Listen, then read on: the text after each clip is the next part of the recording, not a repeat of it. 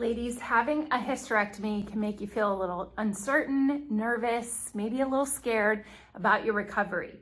Well, no matter what type of hysterectomy you had, I want to share with you the top 5 recovery tips that has helped thousands of my clients recover after a hysterectomy. My name is Dr. Dawn. I'm a pelvic floor specialist, a physical therapist that works with women of all different backgrounds, but many women that have had a hysterectomy don't know that there are other resources that can help coach them and guide them through their recovery. So I'm going to talk about those today, what those 5 top recovery secrets are that my clients have seen success with. So before diving in and talking about all these recovery tips, I want to share with you what we're going to be discussing in relation to the best ways to recover and heal, because a lot of it has to do with the pelvic floor and the muscles around your abdominal area and back and diaphragm and how they all work together to really make you feel more confident about your body again. Now, on my pelvic model here, you can see in red, those are the pelvic floor muscles. They are a group of muscles that sit like a basket and they protect your pelvic organs. So if you had your uterus removed, you have your bladder and your rectum that are supported by these pelvic floor muscles. On top, you have your diaphragm. Deep here, you have your abdominal muscles, your transverse abdominis, deeper than your six-pack ab muscles. And then your multifidus muscles here in the back that connect to your spine. And these muscles all have to work together like a group in order to fully support that area and protect your healing. Now, after a hysterectomy, no matter which type you have, you may have had a total hysterectomy with an incision in your abdominal area, or you had a transvaginal hysterectomy where they went through the vaginal opening here. Now, with either of those, these recovery tips are going to apply, so make sure you pay attention to those. One of the biggest things is a timeline of your recovery. You may have limitations from your doctor for a certain number of weeks. And for example, I'm just gonna say a 6-week marker on what the doctor has told you, how to limit how much weight you lift, what type of exercise to do, and really take it easy so you can rest and recovery within those 6 weeks. Some women, they may say 2 weeks, some may say 4 weeks. It all depends on your surgery and what your surgeon advises. But just know not everyone is going to fall within that timeline. You can use that as a framework, but for many women, 6 weeks may not be enough. You want to feel like, okay, this time has gone on, my body's recovered, I'm ready to get back into activity. But just know that's a framework and many women fall outside of that. So don't beat yourself up.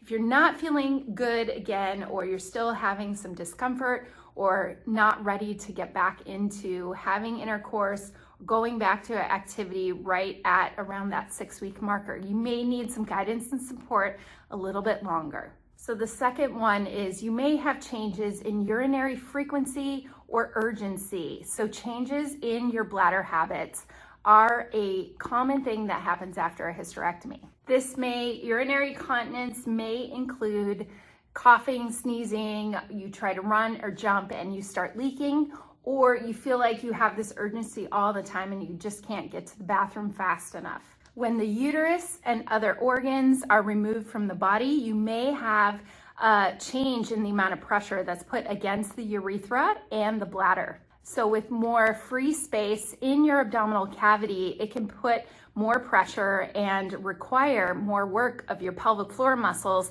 to take the pressure off that bladder and urethra, the tube that allows the urine to flow out of the body. But the good news is this is very treatable, and you have to learn the right way to support those pelvic floor muscles, how I talked about in the beginning, on the basket of muscles that protect your bladder. Now, for many women, we think of Kegel exercise and strengthening and doing exercises that are going to help fully strengthen those pelvic floor muscles. But for some women, they are holding on to a lot of tension there because of the trauma of having a surgery. So not to worry, but the shortened muscles may not be able to support and contract like they need to support the bladder. So what do we need to do? We need to work on some deep belly breathing, diaphragmatic breathing exercises. You can go back to my channel and watch diaphragmatic breathing. That is a very important thing to start working with, because you're going to connect your breathing muscle with your pelvic floor and get it to fully let go, but also to contract as well to support those pelvic organs. Seeing a pelvic floor physical therapist is going to be highly beneficial for you to figure out what your strength is like, what your endurance is like, and what those muscles are capable of. But if you try to go back to doing some Kegel exercise and doing some core strengthening and you're having a lot of bladder problems, then that's a big red flag for something within that core is not working properly, so you need to address it. This is one of the things that I address in my program that I have about a hysterectomy recovery step-by-step 6-week program that I coach my clients through on how they can help themselves. And the link is in the description underneath there, link to the program. Now, the other factor that comes into play is you may not be ready for sexual intercourse. This, along with the 6-week marker, many doctors will release you and say, okay, you're good to go, you're recovered, but your muscles might not be ready yet. So if you're jumping back into having intercourse and it's painful, not comfortable, well, those muscles, like I discussed with the bladder issue, they may be more constricted, have shortening, and therefore can cause some pain with penetration and having intercourse. Now, this also is very treatable and it can be normal, so don't freak out. But learning some restorative yoga poses, breathing exercises, things that are going to let those muscles release and relax are going to be very helpful. We connect to your pelvic floor muscles subconsciously. So there are times where you don't even know you're tensing and holding those muscles. But if you practice some deep breathing exercises, child's pose position, some exercises that are really going to open up the legs and the pelvis with some deep squats, those things are going to allow those muscles to relax. And as long as you're not having pain with those exercises, they can be really helpful to lengthening the pelvic floor and creating more length in the tissue so you're not having the pain with penetration. The other factor, number 4, is you could develop a prolapse of the bladder.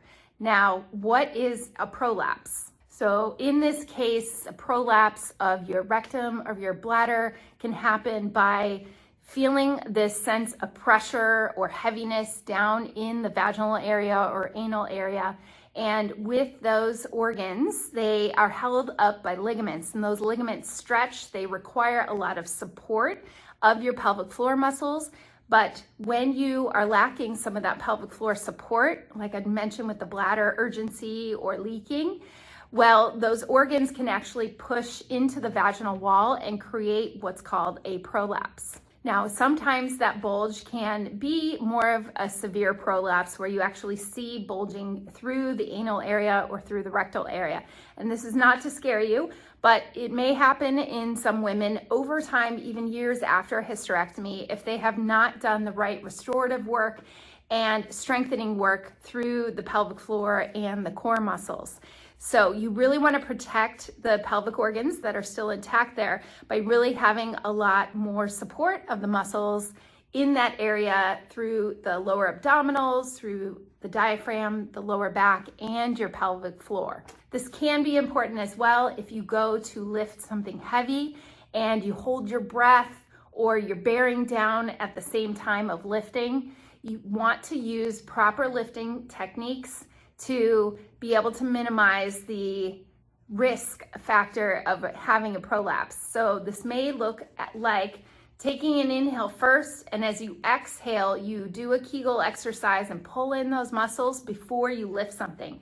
This is truly going to protect your pelvic organs and a good habit to follow, because many times women are doing the opposite and they're bearing down or pushing through their pelvic floor or through their abdominals when they go to lift something heavy.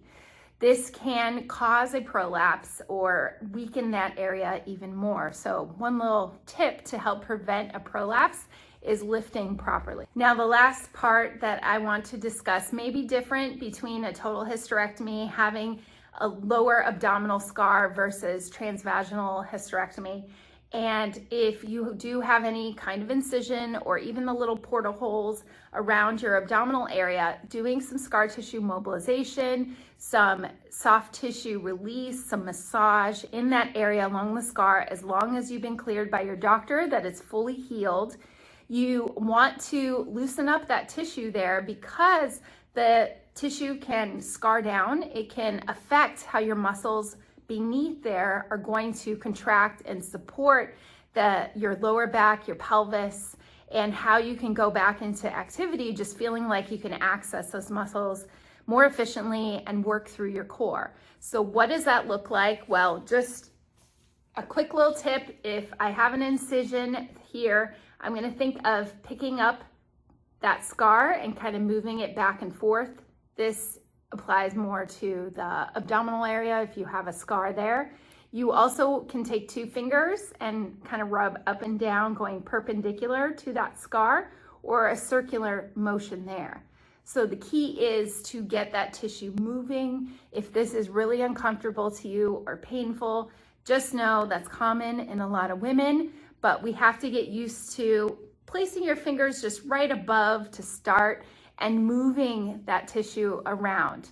Now, if you don't have a large incision through your abdominal area, going back to those breathing exercises are also going to help move that tissue under your deep core, your abdominal area, and through your pelvis to allow that stretching of the fascia and the tissue around to help it heal. Now, if you want to learn more about how to fully recover after hysterectomy, that's where I discuss the program that I have for women. And this program is so helpful because a lot of these tips and strategies you can use on your own to help heal yourself in the comfort of your own home, but with the expert guidance of a pelvic floor physical therapist. So go check out the Recovery Secrets program from a physical therapist that specializes in hysterectomy recovery. Go check out that link below. Now, if you have questions about this video, if you want to try one of these, but you have questions about it, comment below and let me know what was challenging for you. What did you learn? I have more tips on this website, on this page. So if you subscribe, more tips about hysterectomy recovery that I'd be happy to coach you through. So thanks so much for watching and have a wonderful day.